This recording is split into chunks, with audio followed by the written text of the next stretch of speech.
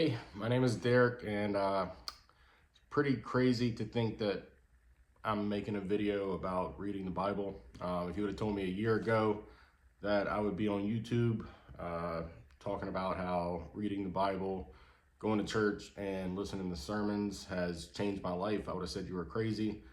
Matter of fact, a year ago, I remember on Easter, joking around, mocking Easter with my kids, calling it uh, Jesus Zombie Day. And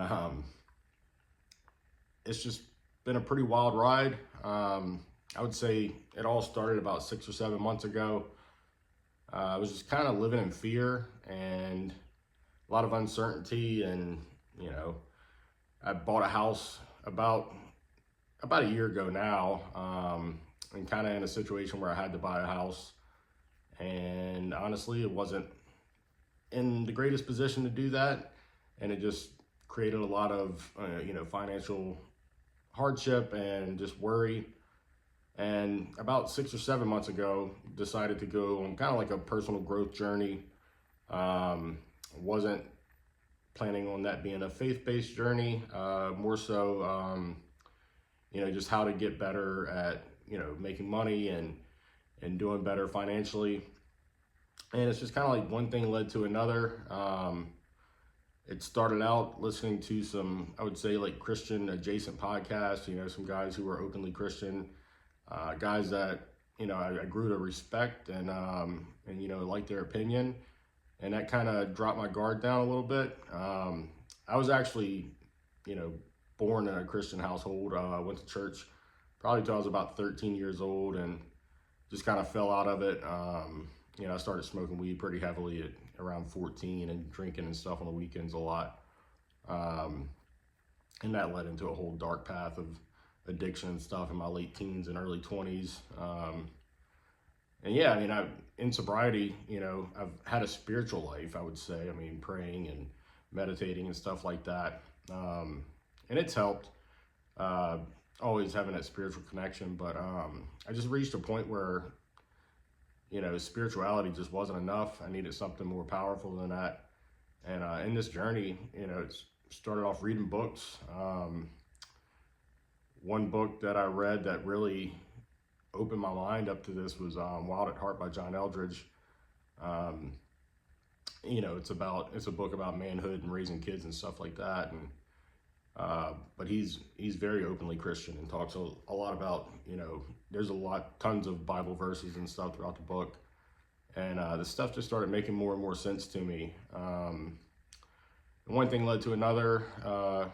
Kind of found a couple pastors online, Joby Martin and Matt Chandler, through podcasts. And, in my morning walks when I was doing 75 Hard, I would start listening to these sermons from Matt Chandler and Joby Martin, and I was just getting something out of it.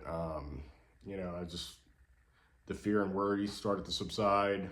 And at some point, I guess about 3 months ago is whenever I bought, my first Bible that I've ever owned.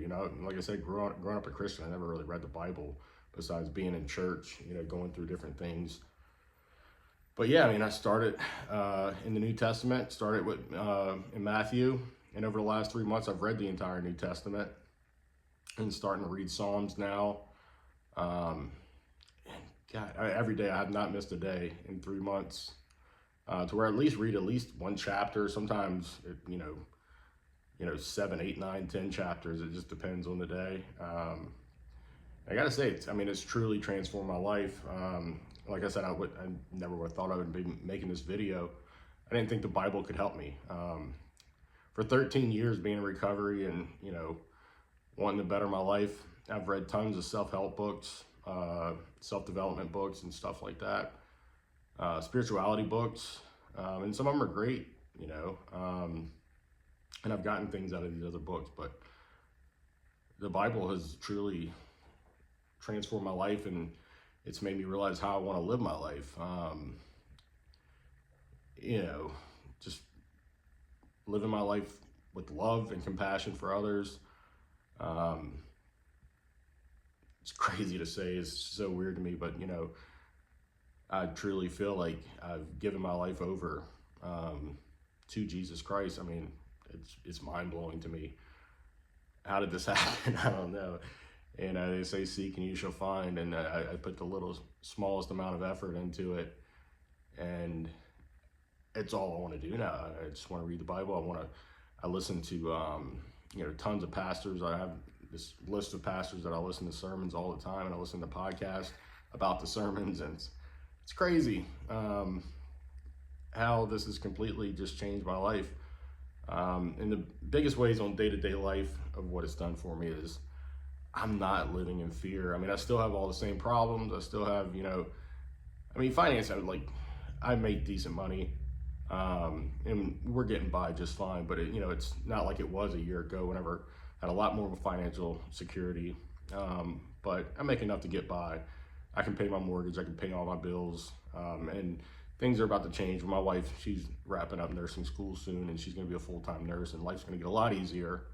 But that's another 7 or 8 months from now, and I'm just not living in fear right now. I have a true faith that everything's gonna work out the way it's supposed to, as long as I do what I'm supposed to do. I joined a local church a couple weeks ago, and it's crazy to say, just sitting in church, I hadn't been in like 20 years, and it just sitting in there, when the music's going, the worship music and stuff like that, literally tearing up and just, having chills like all over my body. It's crazy, and part of this is about, I'm in recovery. I don't drink or do drugs or anything like that. But one struggle that I had over years is, pornography and masturbation, and, just leaning on that as a crutch, and not even doing it out of an addiction of masturbation and pornography, doing it out of, boredom, just something to do. At nighttime, it's so weird to talk about, to people. But, just at nighttime, bored, nothing to do. It's like, there's no harm, no foul, and you start reading the Bible, and one of the biggest sins they talk about in the Bible is sexual immorality. And it's just not fair to my wife when you watch this stuff and consume this stuff on a regular basis. Like, you have a different perspective for women. You look at women in a different way when you're full of lust all the time from watching this filth, and I have not watched porn. God, it's got to be like 6 months now. I have not touched myself inappropriately in like 6 months. It's nuts to say.